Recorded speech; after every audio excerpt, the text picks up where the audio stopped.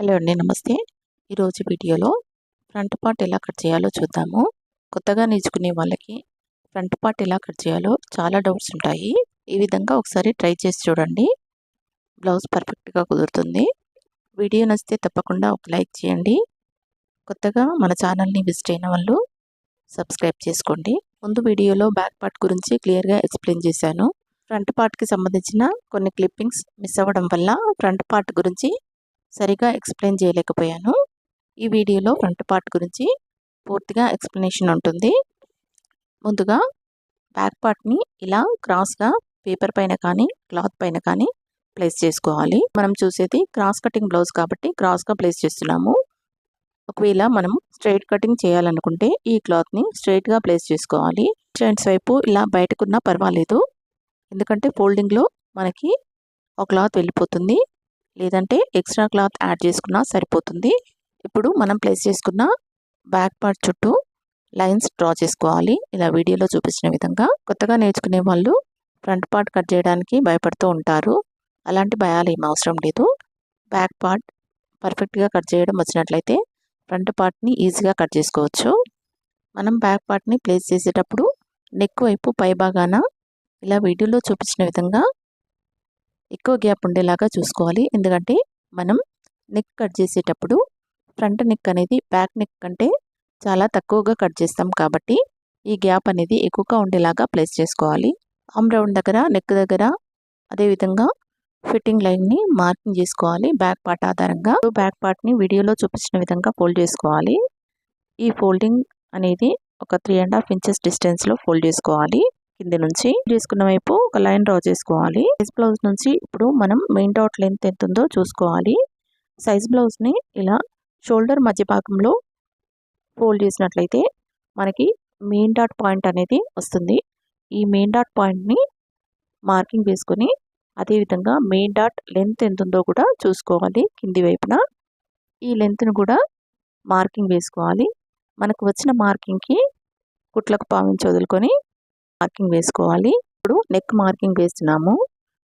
మనం మెజర్మెంట్స్ ఏమి తీసుకున్నప్పుడు నెక్ మార్కింగ్ చేయాలంటే ఇలా కాజా పట్టీ వైపు నెక్ మార్కింగ్ తీసుకున్నట్లయితే మనకు నెక్ అనేది పర్ఫెక్ట్గా వస్తుంది. వీడియోలో చూపించిన విధంగా షోల్డర్ లైన్ దగ్గర షోల్డర్ని ప్లేస్ చేసుకొని ఫ్రంట్ పార్ట్ నెక్ని ఇలా వీడియోలో చూపించిన విధంగా రౌండ్గా సరిచేస్తూ మనం నెక్ అనేది డ్రా చేసుకోవాలి.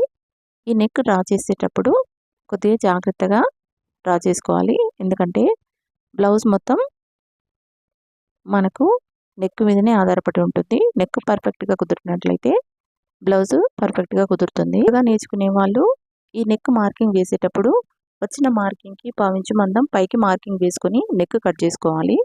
ఎందుకంటే కటింగ్లో నెక్ పెద్దగా వచ్చినట్లయితే సరి చేయడం కష్టమవుతుంది. ఇప్పుడు హుక్స్ పట్టి కాజా పట్టి వైపు వేసే డాట్ మార్కింగ్ని మార్కింగ్ వేస్తున్నాను. ఆ తర్వాత షేప్ బెల్ట్ మార్కింగ్ వేస్తున్నాను. మనకు వచ్చిన మార్కింగ్లకి 1 ఇంచ్ యాడ్ చేసుకొని 1 ఇంచ్ మందం కిందికి మార్కింగ్ వేసుకోవాలి. ఎందుకంటే హుక్స్ పట్టి వద్ద డాట్ స్టిచ్ చేసేటప్పుడు కొద్దిగా క్లాత్ లోపలికి వెళ్తుంది. అదేవిధంగా షేప్ బెల్ట్ స్టిచ్ చేసేటప్పుడు కూడా మనకు కొద్దిగా క్లాత్ లోపలికి వెళ్తుంది. అందుకని మనం వచ్చిన మార్కింగ్కి 1 ఇంచ్ యాడ్ చేసుకుంటాము. ఇప్పుడు సైడ్ జాయింట్స్ వైపు ఫిట్టింగ్ లైన్ని డ్రా చేసుకొని షేప్ బెల్ట్ మార్కింగ్ అనేది చేసుకోవాలి. వచ్చిన మార్కింగ్కి పావించి కిందికి మార్కింగ్ వేసుకోవాలి. ఈ మార్కింగ్లను కలుపుతూ వీడియోలో చూపించిన విధంగా లైన్ డ్రా చేసుకోవాలి. ఈ లైన్ డ్రా చేసే ముందు 1-2 సార్లు మెయిన్ డాట్ హైట్ అనేది చెక్ చేసుకొని ఈ లైన్ మనం పర్ఫెక్ట్గా డ్రా చేసుకోవాలి. రౌండ్ వైపు కుట్లకు మార్జిన్ వదులుకొని లో కటింగ్ కోసం మార్కింగ్ వేసుకోవాలి.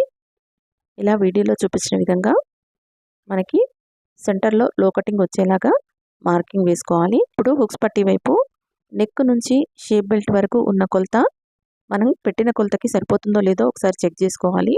అదేవిధంగా షోల్డర్ మధ్య భాగానికి ఫోల్డ్ చేసి మెయిన్ డాట్ లెంత్ అనేది పర్ఫెక్ట్గా ఉందో లేదో ఒకసారి చెక్ చేసుకోవాలి. కట్ చేసే ముందు ఈ 2 కొలతలు కంపల్సరీగా మనం చెక్ చేసుకోవాలి. హుక్స్ పట్టీ నుంచి మెయిన్ డాట్ 3 ఇంచెస్ డిస్టెన్స్లో ఉండేలాగా మార్కింగ్ వేసుకోవాలి. ఈ మెయిన్ డాట్ విడ్త్ వచ్చేసి 2 ఇంచెస్ కానీ 2.5 ఇంచెస్ కానీ తీసుకోవాలి. మెయిన్ డాట్ హైట్ వచ్చేసి 3 ఇంచెస్ కానీ 2.5 ఇంచెస్ కానీ తీసుకుంటే సరిపోతుంది. నేను మొదటి నుంచి పాటించే ఒక టిప్ ఏంటంటే ఇలా హుక్స్ పట్టి నుంచి 4 ఇంచెస్ డిస్టెన్స్లో ఒక సెంటర్ పాయింట్ అనేది మార్కింగ్ వేసుకుంటాను. ఈ సెంటర్ పాయింట్ ఎందుకంటే మనం వేసే 3 డాట్స్కి ఈ పాయింట్ అనేది సెంటర్ పాయింట్గా ఉండేలాగా వేసుకోవాలి. ఇప్పుడు నెక్ వైపు హుక్స్ పట్టి కాజా పట్టి కోసం 1/2 ఇంచు మందం మార్జిన్ డ్రా చేసుకోవాలి. ఇప్పుడు మనం పెట్టిన మార్కింగ్స్ ప్రకారం కట్ చేసుకోవాలి. డాట్స్ దగ్గర అదేవిధంగా ఫిట్టింగ్ లైన్ దగ్గర క్లచ్ మార్క్ వేసుకోవాలి. ఇప్పుడు సైజ్ బ్లౌజ్ ఆధారంగా షేప్ బెల్ట్ ఎలా కట్ చేయాలో చూద్దాము.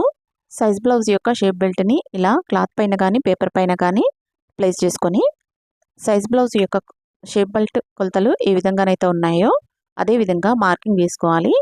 1/2 ఇంచు మందం కుట్ల కోసం మార్జిన్ వదులుకొని ఈ షేప్ని పర్ఫెక్ట్గా డ్రా చేసినట్లయితే మనకు షేప్ బెల్ట్ అనేది రెడీ అవుతుంది. హుక్స్ పట్టి వైపు కింది భాగంలో క్రాస్గా ఇలా వీడియోలో చూపించిన విధంగా మార్కింగ్ వేసుకోవాలి. ఇలా క్రాస్గా మార్కింగ్ వేసుకోవడం వల్ల నడుం భాగంలో ఫిట్టింగ్ కరెక్ట్గా వస్తుంది. వీడియో నచ్చితే తప్పకుండా ఒక లైక్ చేయండి. కొత్తగా మన ఛానల్ని విజిట్ అయిన వాళ్ళు సబ్స్క్రైబ్ చేయండి. Thanks for watching this video.